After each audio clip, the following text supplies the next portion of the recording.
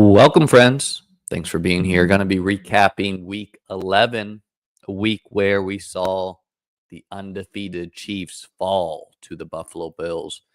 We saw several tight ends go for nearly 40 points or over 40 points. Taysom Hill, Jonnu Smith, Brock Bowers, Amon-Ra St. Brown had a huge game. Jamar Chase continues to crush. Going to be breaking it all down, including the usage stats and the routes run, etc. So make sure to hit the like and subscribe. I do this every Tuesday. Kicking it back to Thursday night football here with the Commanders losing to the Eagles 26-18. I mean, this game looks less competitive than it was.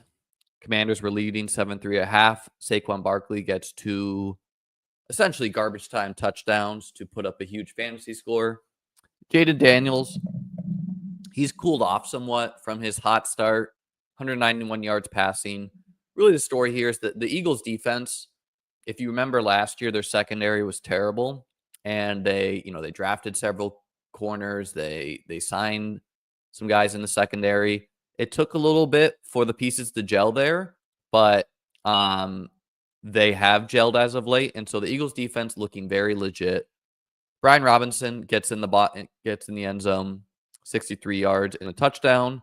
Zach Ertz scores a garbage time touchdown, 647 and 1 for him. Austin Eckler, a huge day for him, 8 and 89 in the receiving game. Just a reminder for Eckler where he rolled his ankle last year, had a high ankle sprain, and that's why he was so inefficient. So, for future years, when a guy has a significant injury and a sudden decline, probably a sign that you can still draft him rather than him just being purely washed.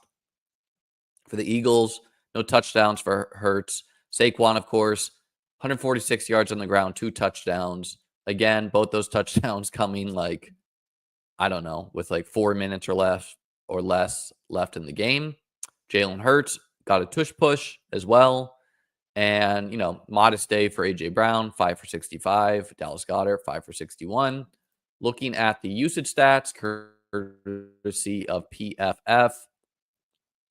Jahan Dotson, revenge game. 29 snaps for him, 19 routes, 2 targets. The Grant Calcaterra versus Dallas Goedert breakdown. Grant Calcaterra still getting in there a little bit. 10 routes run for him, but Goedert back up to a full-time player after being injured. Will Shipley didn't see the field, and Kenneth Gainwell got a little bit of the work, but Saquon remained the king and running back there. If Saquon were to roll an ankle or something, I'm not sure what the Eagles would do. The assumption is Kenneth Gainwell would slot in as the RB1, and he's on waivers in a ton of leagues, including high-stakes leagues, where, he's a 0 right now. But, again, once Saquon rolled ankle from potentially being a very valuable running back, and maybe Will Shipley would get in there too. Johnny Wilson barely played, by the way. For the Commanders, this remains just a shit show of usage where Olamide Zaccheaus, Diami Brown, Luke McCaffrey, they continue to split wide receiver 3 duties. Terry McLaurin absolutely shut down. The Eagles corner has been erasing wide receivers this year. I'm blanking on his name right now.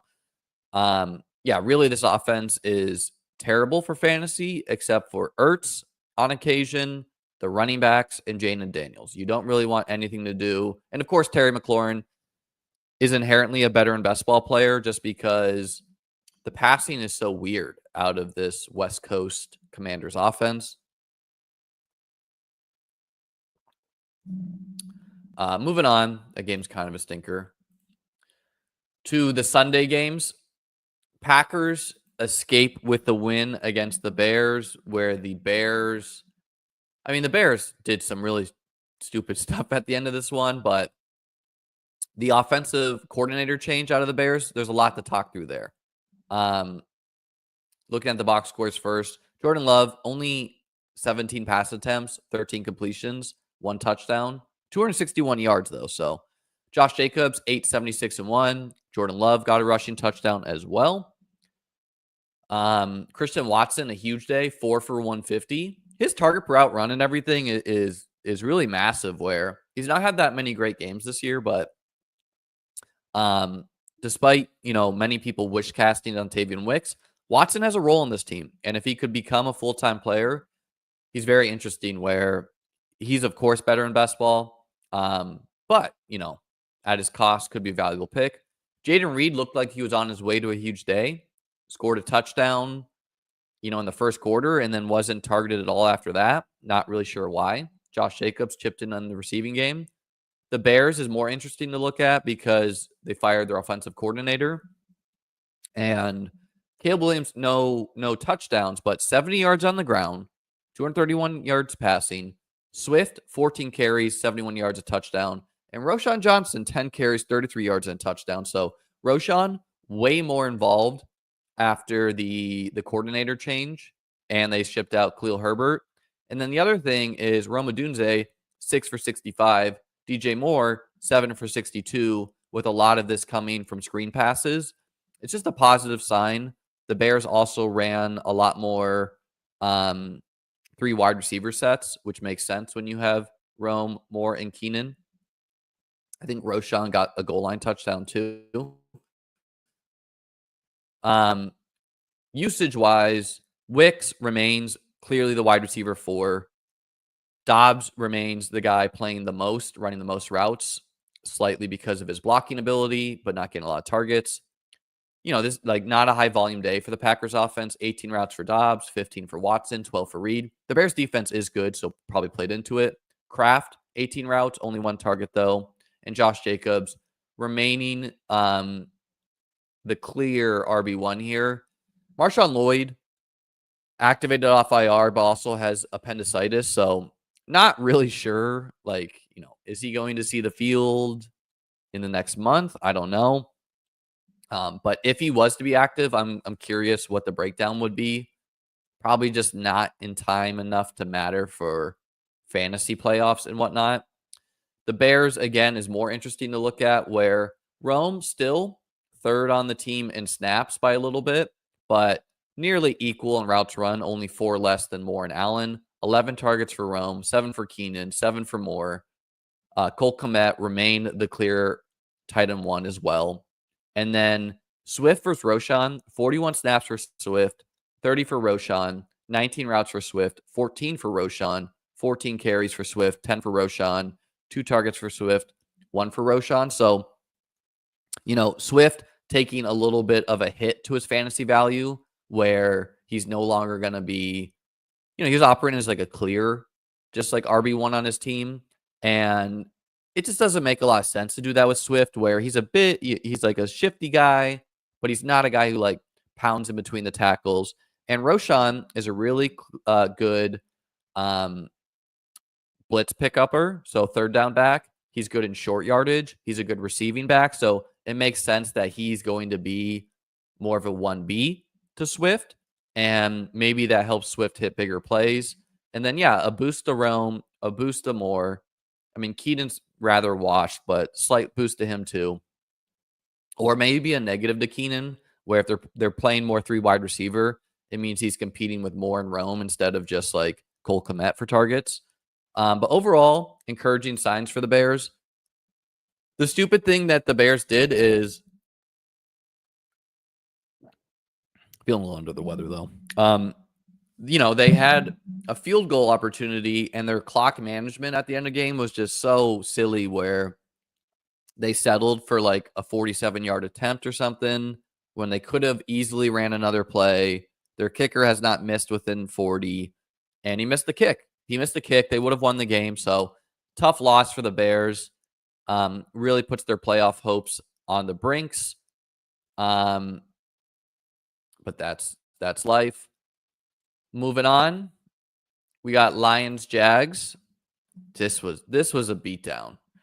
And I mean, I don't know. The Lions are puzzling, right? Because in some of these wins, in these easy wins, they're okay, fine. Jared Goff, 15 pass attempts. In this one, for whatever reason, maybe Dan Campbell doesn't like Doug Peterson. Maybe he wants to get Doug Peterson fired.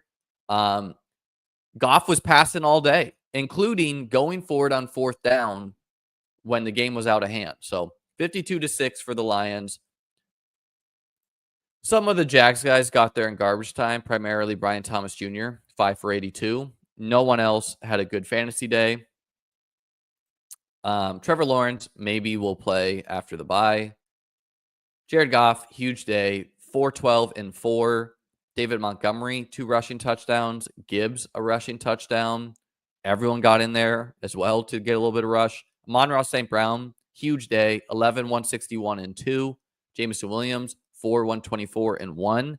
Gibbs had a 54-yard reception as well, where he looked really explosive. So just every Lion got there essentially. With no Sam Laporta, Brock Wright did slot into the top tight end spot. Only 1 target for him, though, which, of course, he scored a touchdown on. Gibbs, Montgomery, pretty even in their usage here. And then Khalif Raymond, more of a slot guy. Didn't get a lot of run in this one. Tim Patrick operated as the clear wide receiver 3. Probably valued for his blocking ability. Only 4 targets for him. Jags. Gabe Davis lost for the year, by the way. So that leaves them with Brian Thomas, Parker Washington, and Devin Duvernay. I mean, if we can get Trevor Lawrence back, which I don't know. Brian Thomas Jr., the world's his oyster, right? Christian Kirk out for the year. Gabe Davis out for the year. He's improving as a rookie. Evan Ingram, he's running routes out there, but the whole team just stinks. Kind of shocking they haven't fired Doug Peterson yet, but it is what it is. And then I think Bigsby was inactive, and so ETN operating as the RB1, but yeah, nothing going for him. 12 carries, 19 routes, 3 targets. Stinker of a game. Yeah, the Bears kick was blocked, but probably less of a chance to block if it's 40 yards. Dolphins handle business against the Raiders, 34-19. The Raiders continued to build the whole offense out of Brock Bowers, where nothing going on the ground. Maybe Madison got banged up in this one. I think he's okay, though. But Brock Bowers, 13 receptions, 126 yards, and a touchdown. Jacoby Myers, nothing going. So, I mean, without Devontae Adams, just there's nothing holding Bowers back. So, huge day for him. A lot of this coming in garbage time. Dolphins, Tua throws 3 touchdowns. Achane gets a touchdown. Jonnu Smith, huge day. He had a fine day, and then he got a relatively garbage time, 60-yard touchdown pass to help break fantasy football. Just all the tight ends did. Tyreek, a nice day, 761 and 1 for him. Waddle continues to be one of the worst picks in fantasy this year. Box score wise, Washington and Odell for the Dolphins continue to just split things pretty evenly. Washington playing more snaps, but even on routes run and targets. Jonnu, the clear tight end 1. Julian Hill getting there a little bit. And then for the running backs, okay, so Achane, 42 of 68 snaps, 22 of 38 routes, 17 of 26 carries, 4 targets. Jalen Wright, 18 snaps, 10 routes, 5 carries, 1 target. Raheem Mostert, 10 snaps, 6 routes, 3 carries. So Wright is operating more so as the RB2, and Mostert's barely playing. A caution to not point chase from previous years. But both of them are not playing a lot, where it's pretty much just the Achane show right now. And so maybe Wright gets more as we get going here, but doesn't seem that likely. Raiders, I don't know if we care that much, but Trey Tucker, Jacoby Myers, they're your clear 2 wide receivers. DJ Turner, wide receiver 3. Brock Bowers. Michael Mayer's back. He ran 21 routes, so that's going to be tough for the Terrace Marshalls, Justin Shorters of the world to get on there. But 16 targets for Bowers, just absolutely insane. I mean, just one of the clear tight end 1s with this usage. And then Amir Abdullah, Zamir, and Madison split things pretty evenly. Again, I think part of this is because of the injuries to White and Madison. Looks like Madison had an ankle injury and Zamir a quad injury. And so that leaves them with Amir Abdullah and Dylan Lobby. So Amir Abdullah, you could do worse than scoop him up on waivers if you're desperate for a running back. But let's move on. A lot of blowout games. Rams take care of business against the Pats, 28-22, keeping their playoff hopes alive. Stafford, a great day, 295 and 4. Kyron Williams, 15 for 86. Puka Nacua, huge day, 7, 123 and 1. And Cooper Kupp, a big day as well, 6, 106 and 2. You know, like I think Puka's the clear one here. Kupp had a relatively late breakaway touchdown to get here. Colby Parkinson, right? Like Davis Allen operated as the tight end one last week, but Colby Parkinson scores a touchdown, of course. Patriots, May, another good day, 282 and 2. Man, like if the Patriots did not make a terrible decision and trade away, they were in position to take Ladd McConkey, who, every consensus board was high on. And they traded with the Chargers. Chargers took Ladd McConkey. He looks awesome. Patriots settled for Jalen Polk. He looks like a huge bust. I think part of that is because the new coaching staff didn't want to hear they're taking a thing out of the Belichick book. They're getting Julian Edelman. They're getting, just like the typical Patriots wide receiver, Wes Welker. And so really killing them because May to McConkey would have the Pats looking solid at least one of their wide receiver spots. Ramondre continues to operate as the clear RB1. Not a great day, though. And then Kendrick Bourne, who was inactive last week, leads the way here, 570 and 1. So great for Bourne. Looks like he is healthy. Maybe the inactive woke him up there. Hunter Henry, a good day, 6 for 63. Demario Douglas, 5 for 59. Vidarian Lowe, I think he's their right tackle, scored a touchdown.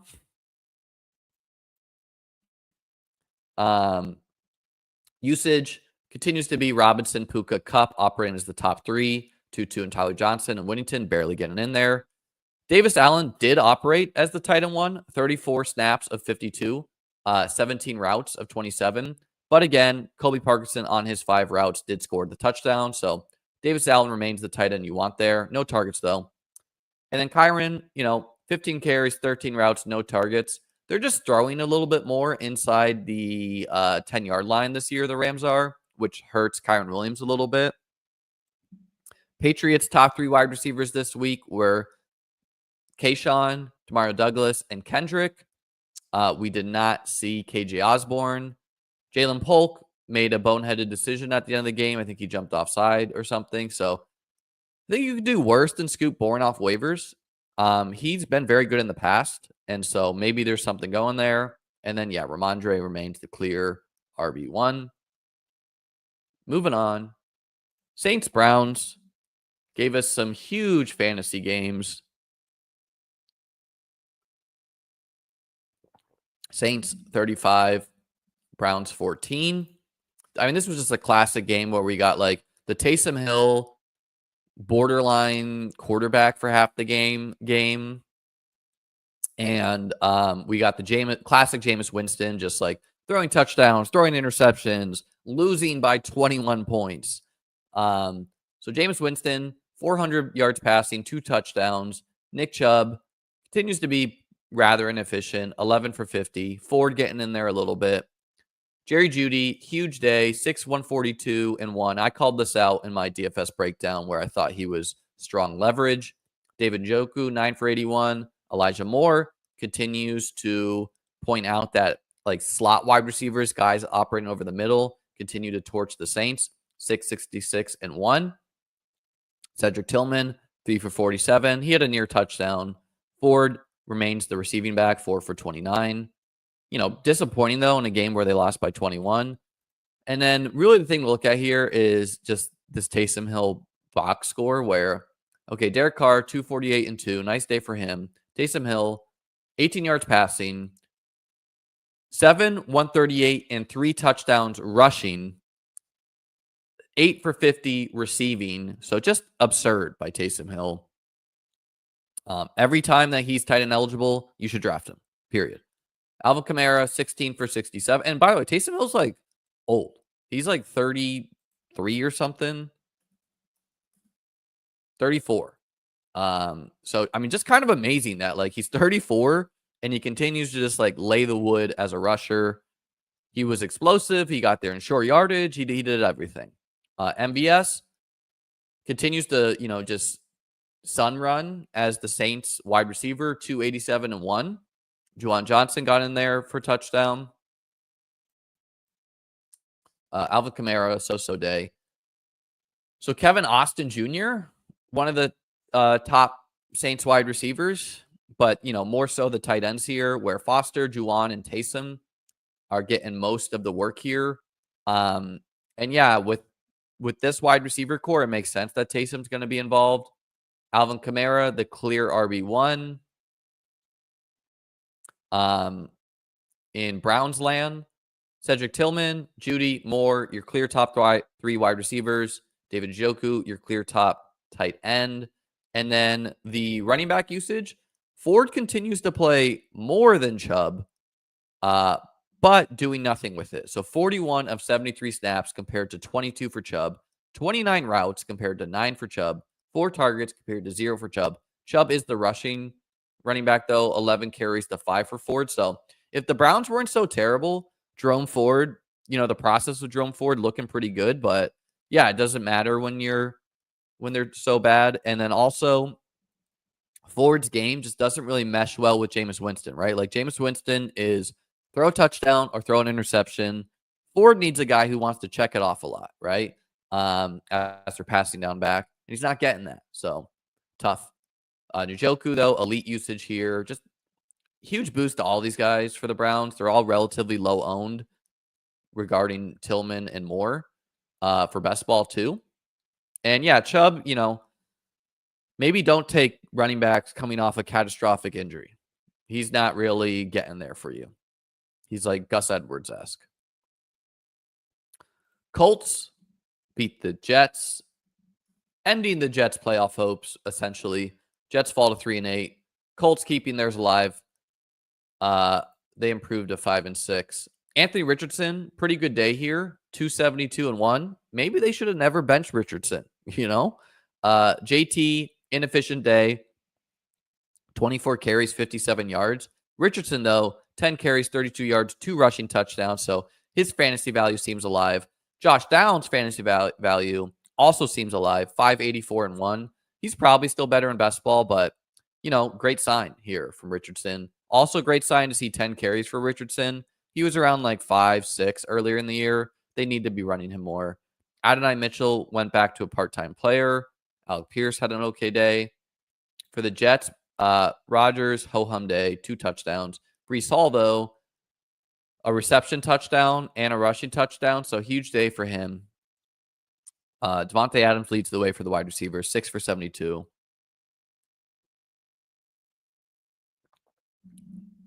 Kenny Yeboah, I think he's their tight end 4. Got a touchdown. Malachi Corley remains behind Xavier Gibson, I think, if we check into the usage here. So yeah, Adonai Mitchell, not a thing as long as Michael Pittman Jr. is healthy. Don't care about these tight ends. JT, clear RB1. Jets, the Gibson versus Corley breakdown. Gibson had the edge on snaps and routes run, but Corley getting in there a little bit. So, he's close to a 0, but he's not pure 0. Conklin, you're tight end 1, but it doesn't matter. And then Breece just getting all the work. Maybe now that the Jets are officially dead, we see more Braylon Allen, but who knows? Who knows what the Jets are going to do? Steelers beat the Ravens. Steelers are technically alive for the 1 seed. I don't think they're going to get it because they're just not as good as Buffalo or the Chiefs. And also their schedule's very tough, where they have to play like the Eagles, the Ravens again, etc. Lamar, not a great day. 270 yards passing, a touchdown, and interception. Derrick Henry, 13 carries, 65 yards, a touchdown. Lamar, 46 yards on the ground. Likely leads the way as the remember he was inactive last week. 4 for 75 for him. He looked pretty good too. Flowers got a touchdown, but really all the receivers stank in this game. Steelers, Russell Wilson, not a great day in many ways. Najee led the way on the ground. George Pickens, 8 for 89. No touchdowns here for the Steelers, though. Mike Williams, so he did play more. 25 snaps, 15 routes. Calvin Austin, 26 snaps, 23 routes. Van Jefferson, 43 snaps, 23 routes. So the expectation is Mike Williams will continue to improve his workload. He did improve it over last week. Still ambiguous who it comes at the expense of. I think the Steelers are going to do a rotation where eventually it will be Pickens, it will be Mike, and then it will be a rotation of Van Jefferson and Calvin Austin. Darnell Washington continues to play a lot as the tight end 2, matching Freiermuth in snaps. I told this story on Twitter, but just hilarious where I did a draft earlier in the year on, I think, DraftKings over the summer. And I drafted Taysom Hill over Pat Freiermuth. And, one of these tin hat, I think he was a Steelers fan, clearly, but he's like, this guy's drafting poorly on purpose to mislead the masses. One of the stupidest things I've ever heard. But yeah, tough weekend for that guy where Pat Freiermuth continues to be a terrible fantasy pick and Taysom Hill broke fantasy football. Najee versus Jaylen Warren. Warren was a little banged up going into this, and Najee played quite a bit more routes run than Warren, which is notable. 18 carries to Warren's 9. 5 targets for Najee compared to Warren's 4. So I think Warren will get in there more if he can get healthy. For the Ravens, Deontay Johnson, very slow ramp up for him. 11 snaps, 6 routes. So I think eventually he'll be the wide receiver 3 over Aguilar, but it's going to take a while. And then Mark Andrews, 21 routes, not great. Isaiah Likely met him in routes, so he continues to be pretty bad pick where less routes than Bateman, only a little bit more than Aguilar, and eventually Deontay's going to get there, which will hurt Andrews further. Keaton Mitchell, very slow ramp up for him off the torn ACL, meaning that we got pretty equal snaps for Henry and Justice Hill, with, of course, Henry getting more work on the ground and Justice getting more targets, 6 to Henry's 0. Vikings take care of business against the Titans. 23-13. Sam Darnold, 2 touchdowns. Aaron Jones, inefficient day. Justin Jefferson, 6 for 81. This is okay. Sam Darnold's not Joe Burrow, right? So just remember that when can Jefferson have good days because he's Justin Jefferson? Yes, but when you're choosing between one of the best wide receivers attached to one of the best quarterbacks and one of the best wide receivers attached to Sam Darnold, that choice should be clear because it is to me. Addison got in the box, 361 and 1. TJ Hawkinson, nothing doing today, despite a good day last week, 213. Cam Akers got a receiving touchdown. Titans, Will Levis threw a 99-yard bomb to Nick Westbrook-Akine. Calvin Ridley slowed down. Nothing going on the ground. Nothing going for anyone else. Of course, Will Levis threw an interception. So really the thing to look at here is Hawkinson. 21 routes, so 3rd on the team in routes. Good sign for him going forward. And then Aaron Jones, playing a little bit less as of late. He's been a little bit inefficient. He's not been efficient by the goal line. So, Ty Chandler couldn't be the RB2, but Cam Akers, yeah, he's nearly even with Jones. So I think they're trying to ease off Jones' workload because things are just catching up to him, and they want to save him for the real playoffs, which the Vikings will be a real playoff team. So slight hit to Jones' fantasy value in the short term, and maybe the rest of the regular season as the Vikings load manage him somewhat. Titans, I don't know if we care, but Calvin Ridley, Westbrook, Boyd, your top three. Pollard versus Spears continues to be pretty equal, with Pollard getting more carries and Spears playing a little bit less. Moving on. Broncos destroy the Falcons. And, I've been a Bo Nix doubter, and I think it's time to give him his flowers. This game was awesome. Falcons, terrible day. Michael Penix got in there. Bijan, nothing going. Drake London, 3 for 61. Just terrible day, right? The Broncos defense, very legit. They were one of my favorite DFS plays. Bo Nix, though, 307 and 4. So he is looking like their mobile Drew Brees. Javonte Williams got a touchdown where he didn't blow through to score his touchdown. What happened is he, was by the goal line. He ran, and then the O-line literally picked him up. His feet are not touching the ground for a solid 2-3 yards, and they just mauled him in. So kudos to the Broncos O-line scoring a Javonte Williams touchdown. Jaleel, nothing doing. Audric Estime lead back, 6 for 16. Kind of tough. That's not good on a day that the Broncos won 38-6. Cortland Sutton, good day, 7 for 78. Davon Bailey, 4 for 66. Lil Jordan Humphrey scored a touchdown. Marvin Mims scored a touchdown. Troy Franklin scored a touchdown. And Nate Adkins, who I think is like a fullback, scored a touchdown. I honestly don't know. Usage stats continue to be a mess for the Broncos. Sutton and Bailey, your top two in routes run. Troy Franklin, number 3 in routes. Lil Jordan Humphrey, number 4 in routes, but more targets than Franklin and Mims. Nate Adkins is a tight end. News to me. Javonte Williams was the RB1. 32 snaps to Estimate's 14. 16 routes to Estimate's 5. 5 targets to Estimate's 3.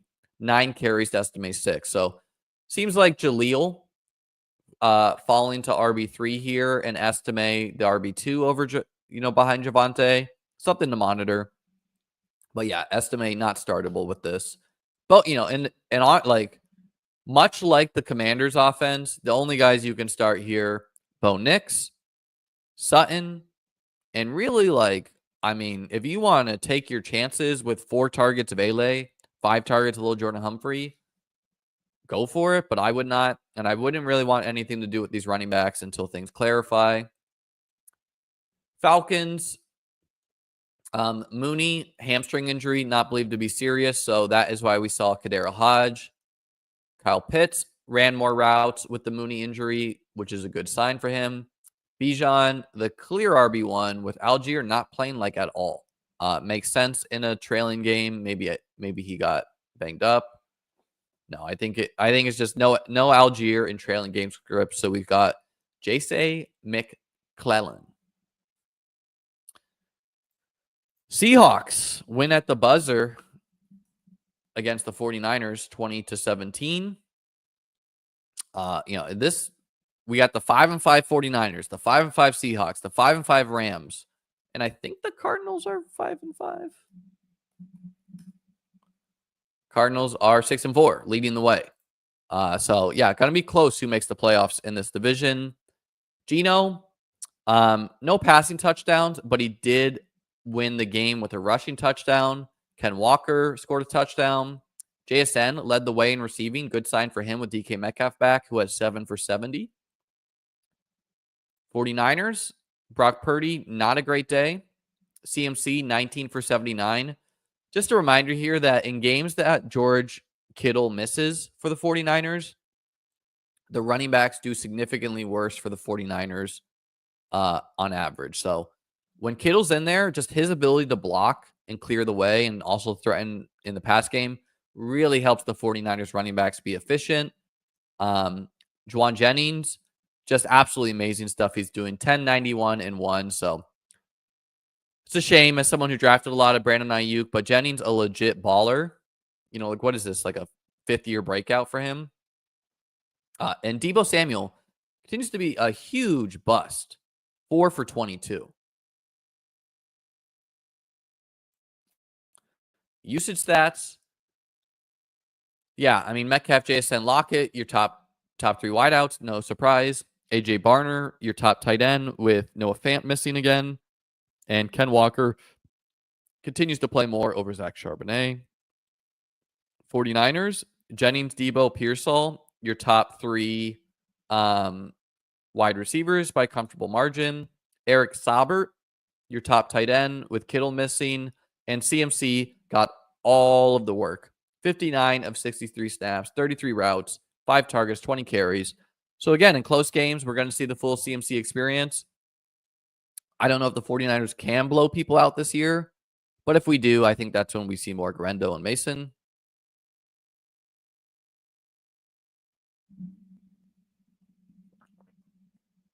Moving on, the Bills beat the Chiefs. Ending the Chiefs' perfect season. Huge game for Buffalo, right? Keeping the hopes of the 1 seed alive. Mahomes continues to subscribe to the bit that he is a bad pick in fantasy football. He throws 3 touchdowns, but he only scored like 16 fantasy points or so, Kareem Hunt, very inefficient day, right? Like, you don't want to play plotting running backs against Buffalo. They need to be explosive because the Bills can miss a tackle or two, but Kareem Hunt, that's not his game. Xavier Worthy was on his way to a huge day, 461 and 1. He also, nearly caught a, like a 40-yard bomb. And the reason for that is because the Bills unexpectedly ran a lot of man defense against the Chiefs, where, I mean, Hopkins is not really the best man beater at this age. And Worthy's speed, like Juju can't beat man. Kelsey really not a man beater at this age either. And so Worthy's their best shot against man. And then I don't know why he did all of this damage on like literally one drive. Noah Gray, of course, 2 touchdowns for him. The Bills had a great game plan to shut down Travis Kelce. The Bills, by the way, won this game without Kincaid and Keon Coleman and their right tackle. So 262 and 1 for Josh, including 55 yards on the ground and a touchdown where he iced the game. James Cook ran powerful, 20 yards, 2 touchdowns, blowing over the Chiefs defenders. However, I think he played less than Ty Johnson due to just to deal with the Chiefs pressure. Khalil Shakir, 8 for 70, including an absolute warrior of a catch where he caught a 10-yard catch and got absolutely blown up in the ribs. Curtis Samuel finally looking healthy from turf toe, 558 and 1. That's pretty big for Buffalo. And yeah, the Curtis Samuel shares are looking way more live. I don't know what will happen once Keon's back as far as Samuel, Holland, what's going on there. Amari Cooper, a couple big catches for Buffalo, 2 for 55 for him on the day. Dawson Knox, 4 for 40, an okay day. Usage stats, the real thing to look at here is Samuel, Hollins, Cooper. And it looks like the Bills did a 4 wide receiver rotation with Shakir leading the way, Samuel second, and then Hollins and Cooper mixing it up here. Dawson Knox, your clear tight end 1. Zach Davidson got in there a little bit. Quentin Morris, their tight end 2. And then, yeah, Ty Johnson played the most snaps because of his ability to pick up, the blitz and whatnot. But James Cook, 2 rushing touchdowns. He's running hard this year. For the Chiefs, Worthy, Watson, Hopkins, Juju back in this game. 11 routes run for him. Yeah, so I don't know. Kind of a mess here, honestly. Better days ahead for the Chiefs, though, likely. Kelsey and Gray, pretty equal in routes run as well. Just very, very messy. Kareem Hunt, your clear RB1. Carson Steele blew a blitz pickup, so not good for the rookie. And P. Ryan, he got in there a little bit, but didn't do any damage. Chargers at Bengals. The Bengals continue to give us electric primetime games and lose. Where Joe Burrow, 356-3, Chase Brown, Chase Brown, like how many running backs would you take over Chase Brown? 22 carries, 86 yards, 5 receptions, 57 yards. He's just like locked and loaded in RB1. T. Higgins, a big day, 948-1. Jamar Chase is inevitable, 775-2. They also left some yards and touchdowns on the field potentially. Yoshi Voss got in there a little bit.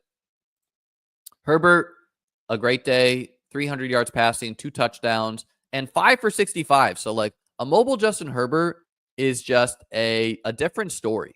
Where, you know, like he looks like Josh Allen out there, where he's throwing rockets, he's rushing, makes all the sense in the world. His athletic profile is very similar to Josh. J.K. Dobbins iced this game with a touchdown. Of course, the Bengals missed like several field goals. Just, yeah, I mean, I think Ben Johnson is going to hit the lottery and be the Bengals head coach next year. We'll see about that, though. Gus Edwards chipped in 27 yards on the ground. Ladd McConkey, a big day. He took a big hit early, but came back, 6-1-23. Will Dissly got in the box, 480-1. Quentin Johnston scored a touchdown on an uncovered route again. Box score-wise here, DJ Chark was inactive again. So QJ, Palmer, Ladd, your top 3 wideouts. Will Dissly, your clear top tight end. J.K. Dobbins, your clear top running back with 6 carries for Edwards, 11 for Dobbins, 2 for Haskins by the goal line, of course, and then 24 routes for Dobbins. So he really wasn't targeting the passing game, but this is what you like to see as a Dobbins owner. Jermaine Burton getting in there a little bit, 13 routes, 4 targets, but Yoshi Voss remained the wide receiver 3, 57 snaps, 33 routes, only 3 targets for him though. Mike Gesicki and Drew Sample played the most at tight end. Sample is more of a blocking tight end, but did get involved. Tanner Hudson barely playing. And Chase Brown, 68 of 82 snaps, 22 of 22 carries. So Khalil Herbert, I think he eventually will get ramped up, but it's going to take, you know, a couple weeks. It's just hard mid-season to pick up the blocking schemes and everything. Moving on to... Yeah, I mean, like, this was a game, but also a stinker. Texans, Cowboys. Nico Collins scores a 70-yard touchdown to start the game, waved off by an ineligible man downfield. He was far from a full-time player. Joe Mixon continued to smash, 20 carries, 109 yards, 3 touchdowns. Nico Collins, 4 for 54. Tank Dell, 4 for 54. Joe Mixon, 2 for 44. John Mechie, 3 for 33. He operated as the wide receiver 3. Cowboys, Cooper Rush, an okay box score, 354-1. Rico Dowdle, your clear RB1 here. CeeDee Lamb, 8 for 93. Jake Ferguson got concussed. Kevontae Turpin scored a log touchdown. So Ferguson concussed led to Luke Schumacher getting in there. Box score. Yeah, Nico far from a full-time player. I also thought he didn't look quite himself. Where he pulled up, like, I don't know. He just wasn't running at full speed to me. So I still think the hamstring's impacting him, but only 30 snaps of 63, 21 routes of 38. So John Mechie operating as the, running the second most routes on the team. That's a good sign that Robert Woods is going to 0. Hutchinson remains kind of the sacrificial X, 15 routes, 0 targets. Tank Dell remains his usual role here. And Joe Mixon, the clear RB1. Dameon Pierce got a little bit, Dari a little bit, but nothing to write about. And then, yeah, Jake Ferguson concussed led to Luke Schumacher and Brevin Span Ford playing a lot. Mingo, 19 routes, 3 targets, so they're getting him involved. Ryan Flournoy started this game, 39 routes, 3 targets, the rookie.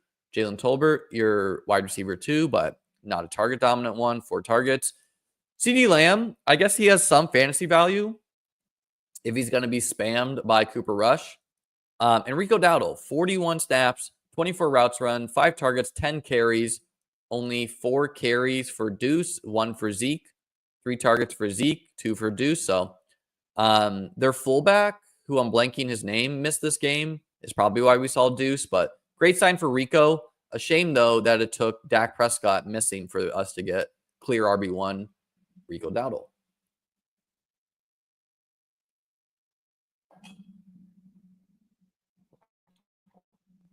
All right. That is the full breakdown. Let's get to some of these comments now. Again, I'm a little sick, so I'm going to work on my playoff best ball hit the site. We're going to do a draft right now, my first one. Yeah, I agree with this. If Chase Brown wasn't performing so well, people would be criticizing the Bengals for. I mean, Mixon just looks better this year, man. Any playoff best ball content coming? Yes, Rusty should have that.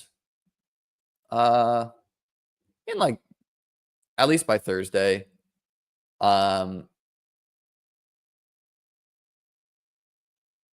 We got a dude upset that whatever, typical.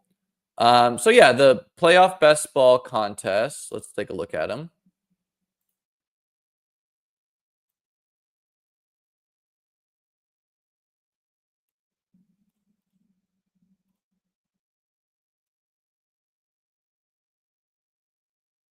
If I could find them.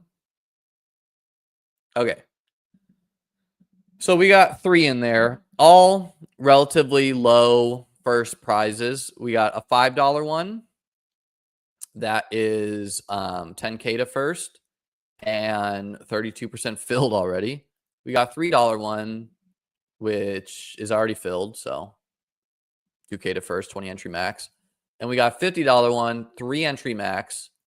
And then the real thing to look at here is the round advancements, because this matters a lot. So 2 out of 6, 2 out of 10, 1 out of 10, 150.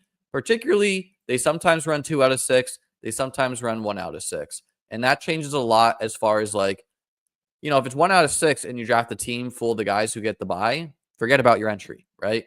So I guess let's just jump in here. Also good to look at the finals prize where, okay, if you make the finals, min cash $100, first prize 10K. So very top heavy. You're heavily incentivized to try to win, which means that you know, you probably want to add those thin, like, you know, like if you were drafting the Bills, yeah, you probably want to tack on a Mac Hollins. I think I'm going to do a longer post about the playoffs. Jesus Christ. I'm going to do a longer post about the playoffs. Oh, my phone is dead. So I honestly, guys, I don't know if I'm going to be able to enter this. It would require me to go upstairs, charge my phone, and come back due to Underdog's geolocation just being pretty terrible this year. So might have to just do these tomorrow.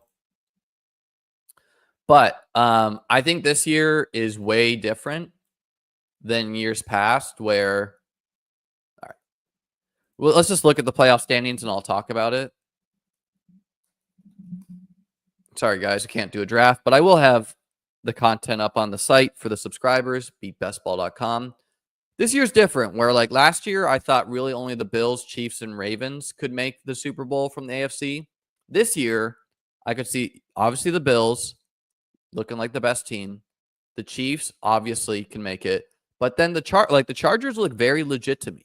I see no reason why the Chargers could not upset the Bills, the Chiefs, etc., and make the Super Bowl. So like they're a team that I would actually consider drafting. The Broncos, no, they could not make the Super Bowl. The Steelers, no, in my opinion, they could not make the Super Bowl. The Ravens, yes. The Bengals, I would say yes if they make the playoffs, but I mean they're 4-7, so are they going to make it? And then the Texans, yes, but like I don't know. It's kind of hard to say, but they're just not that inspirational where it's like I almost would power rank the Chargers over them as far as like likelihood to go on a run.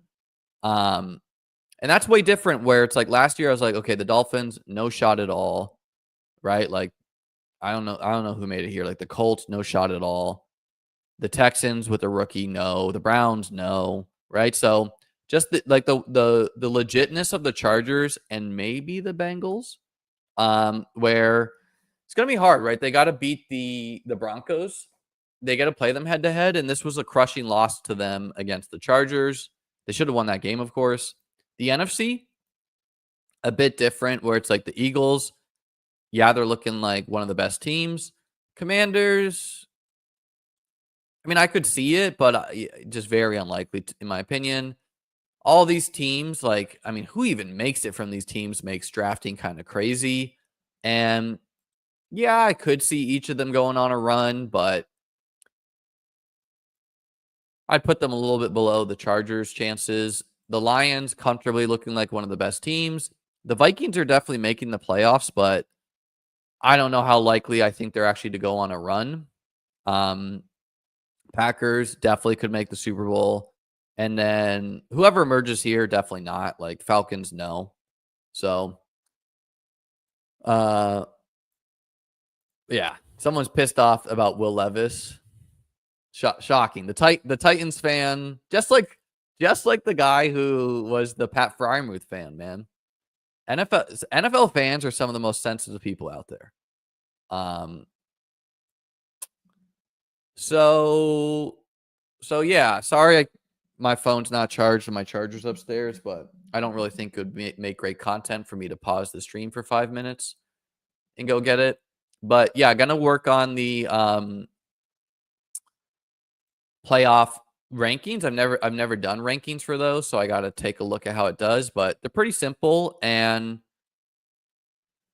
I don't like how Underdog did it this year, where in the past they would release like a 50K or 100K to first early. And that's how I like it, because that's a very, very skilled competition where a lot of the, like they're doing a small 10K to first that are going to fill early, right? Where it's like, okay, fine, that's fine. We're all operating with the same info, but I really like those huge, like $20 entry right now, 100K to first, and you have to guess who's going to make the playoffs. That's very skilled, right? Because you could get like, you could draft all the 49ers and they don't even make the playoffs, or you could get the whole Rams team and in a month the Rams are like second round picks. I would just caution on the Lions, like they have gotten fat on some bad teams, right? Okay, so they beat the Vikings, they're kind of good. They beat the Packers, they're good, that's legit. They beat the Texans without Nico Collins, so it's like that counts, but again, it was out Nico. They beat the Cowboys, who cares? The Seahawks, who cares? They lost to the Bucks, Cardinals, really, who cares? Rams, who cares? I mean, not all that's their fault, right? But I think this stretch will be a good test for them. Packers, Bills, 49ers, Vikings again. I think I would prefer the Eagles over them, right? So, but I would say the Lions and the Eagles looking like the clear two from the NFC. And from the AFC, I'd say it's like the Bills, the Chiefs, obviously, but the Chiefs aren't operating as good as their record, where like they've been trailing in, I think, every single game they played, but they are the Chiefs, so of course they are always in there. And then the Chargers, like I think the Chargers are very, very legit.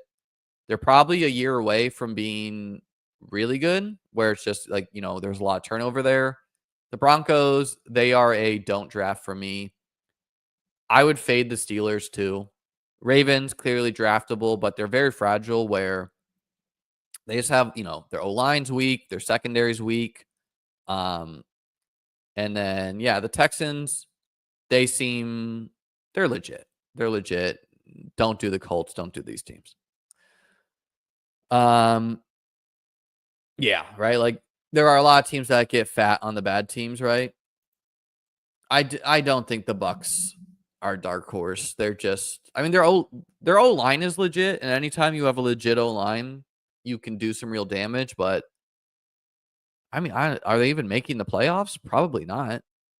Either 4-6. So, all right, guys, thanks for watching. Hit the like and subscribe.